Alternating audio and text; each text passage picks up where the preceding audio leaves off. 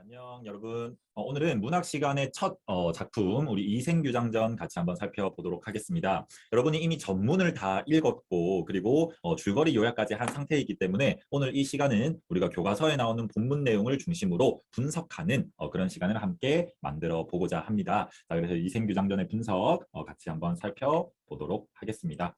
자, 일단 이생규장전은 여러분 죽음을 초월한 남녀 간의 애절한 사랑을 그린 조선 초기의 한문 소설로 금오신화라는 작품집에 실린 5편 중에 하나다라고 설명이 되어져 있습니다. 그래서 이 금오신화라는 것은 김시습이라고 하는 작가가 지은 한문 소설집이다. 라고 생각하시면 돼요. 그래서 이 한문 소설집에는 총 5편의 작품이 수록되어져 있는데 뭐 만복사 저포기, 그다음 이생규장전, 그다음 취유부 벽정기, 그리고 용궁 부연록, 그리고 남염 부주지 이 5편 작품 중에 하나가 바로 이 이생규장전이다라고 보시면 되겠습니다. 자, 그래서 뭐 이생과 최 씨는 부모의 반대와 홍건적인 난으로 인한 죽음을 극복하고 생사를 초월한 사랑을 한다. 이 과정에서 우리가 눈여겨 살펴봐야 될 것은 여성의 능동적이고 적극적인 행동을 통해서 사랑이 이루어지는데 이는 당대의 유교적 관습에서 벗어난 자유연애 사상이 반영된 것이라고 할 수 있다라는 그런 특징을 지니고 있다라는 거죠. 우리 봉건적인 사회, 즉 유교적 이념이 좀 지배하는 그런 사회에서는 부모가 맺어주는 인연과 결혼을 하거나 아니면 자기가 사랑하는 사람 내 의지대로 결혼하는 그런 경우가 굉장히 드물었어요. 근데 이 작품에서는 굉장히 그 최랑이라고 하는 여성의 적극적인 그런 행동과 또 면모로 이렇게 자유연애 사상이 그 당시에는 굉장히 파격적인 것이다라는 거죠. 요새는 여러분 자유연애 사상이 굉장히 당연한 것이잖아. 그렇지? 근데 그 과거의 그 관습에서는 이런 행동들이 굉장히 파격적인 것이다라고 보시면 되겠습니다.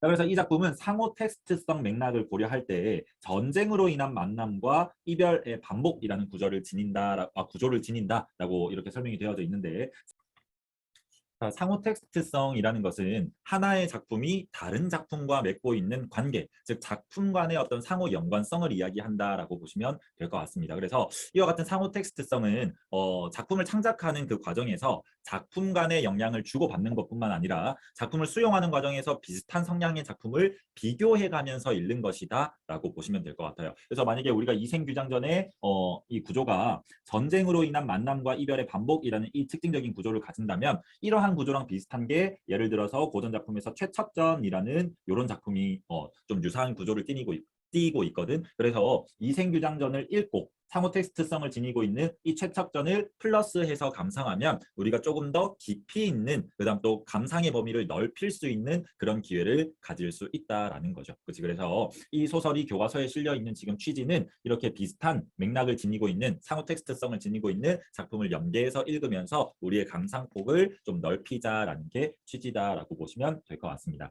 자, 그래서 이생규장전을 둘러싼 다양한 맥락을 고려해서 작품을 감상하는 활동을 통해 문학 작품에 작용하는 사회문화적 맥락과 상호 텍스트성 맥락에 대해서 우리가 한번 이해를 해보자라는 게 일단 포인트다라고 보시면 될 것 같습니다. 자, 그러면 이제 본문 내용 같이 한번 살펴보도록 하겠습니다.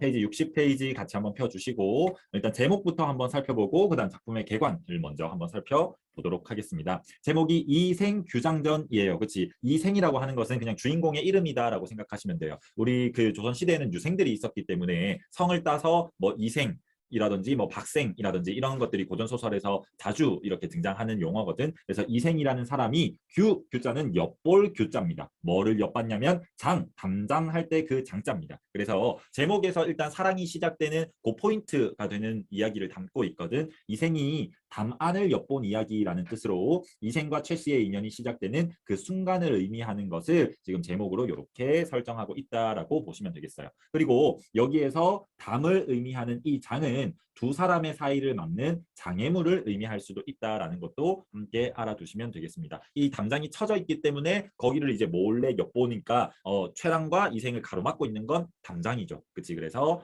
이렇게 장애물을 의미할 수 있다라고 보시면 될 것 같아요.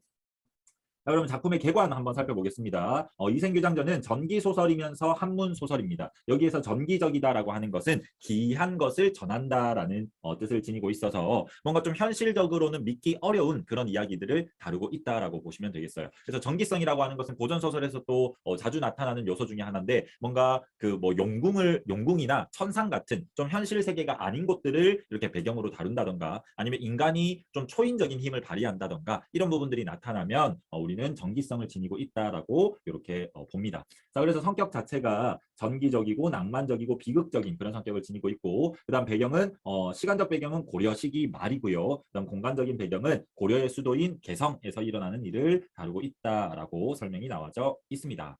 자, 그다음 주제는 죽음을 초월한 남녀 간의 애절한 사랑을 주제로 다루고 있고 그다음 특징 한번 살펴보시면 일단 첫 번째 특징은 현실의 제도, 전쟁, 운명과 대결하는 인간의 의지가 드러난다라고 이렇게 나와 있어요. 그리고 뭐 인간이 죽었음에도 불구하고 뭔가 전쟁 때문에 그다음 또 인간의 운명 때문에 죽었음에도 불구하고 다시 살아나서 또 사랑을 이렇게 성취하려는 그런 의지들을 엿볼 수 있다라는 거지. 그죠? 그다음 두 번째 특징은 죽은 여인과 사랑을 이루는 후반부에 전기적인 특성이 나타나더라. 전기성은 아까 이 전기성을 의미하는 거예요. 그렇지? 그럼 최랑이 죽었는데 다시 살아나서 이생과 또 행복한 시간을 보내는 그런 부분들이 있잖아. 그렇지? 현실에 있어서는 좀 말이 안 되는 이야기죠. 그렇지? 그래서 후반부에 이렇게 전기적인 특성이 드러나더라라는 거 특징으로 살펴볼 수 있고요. 그다음 우리는 전문을 읽어봐서 알겠지만 이 작품에는 굉장히 많은 삽입시들이 나와 있었습니다. 그렇죠? 어떤 삽입시에서는 어떤 주인공의 심리 상태를 좀 대변하는 시도 있었고 아니면 또 어떤 시에서는 우리 그 주인공의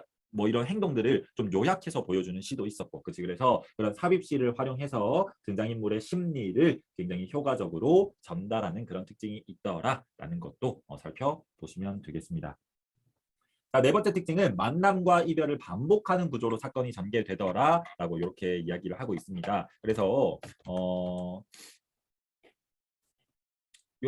만남과 이별의 구조를 다루고 있는 요 표를 한번 보시면 이 이야기에서는 총 3번의 만남과 그다음 또 이별이 이렇게 나타나고 있었거든. 그래서 주인공의 만남과 이별의 구조를 한번 살펴보면 일단 첫 번째 만나는 것은 이생과 최 씨가 이생이 이렇게 담장 안을 엿보면서 만나서 이제 사랑에 빠지게 되는 게 처음 만남이었어요. 그치? 근데 이 첫 만남은 왜 헤어지게 됐지?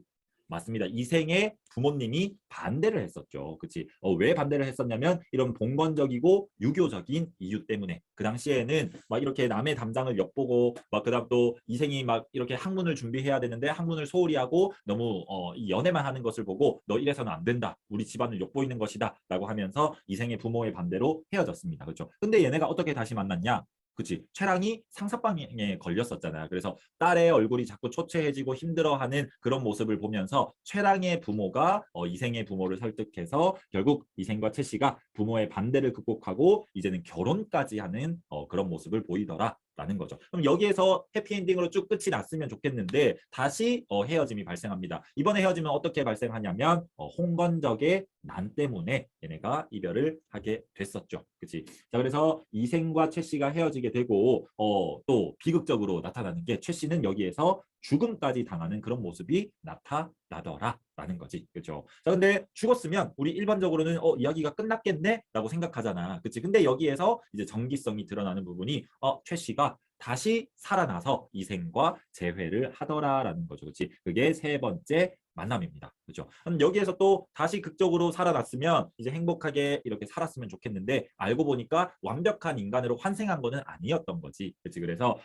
귀신의 명부에 나는 이름이 올라 있기 때문에 저는 이제 갈 때가 되었습니다. 라고 하면서 최 씨가 이제 떠나게 되면서 또 이생이 몇 달 못 살고 마지막으로 마지막에 이렇게 또 목숨을 거두는 그런 비극적인 이야기가 펼쳐지는 것이 구조로 나와 있더라. 그래서 얘네는 뭐 만나고 이별하고 이게 끝이 아니라 만나고 이별하고 만나고 이별하고 만나고 이별하고 이런 만남과 이별의 반복 구조가 계속 드러나더라라는 게 이 작품의 특징이었습니다. 그렇죠? 그다음 다섯 번째 특징을 한번 보시면 이 작품에는 유교와 불교와 이 도교 선의 사상이 혼재해서 나타나더라. 어느 종교적인 게 하나로 지배적으로 나타나는 게 아니라 그 당시에 있었던 종교들이 좀 혼합해서 이렇게 그런 인식들이 부분 나타나는 게 있어요. 그래서 우리가 본문 분석을 하면서 같이 그 부분을 함께 살펴보면 되겠습니다.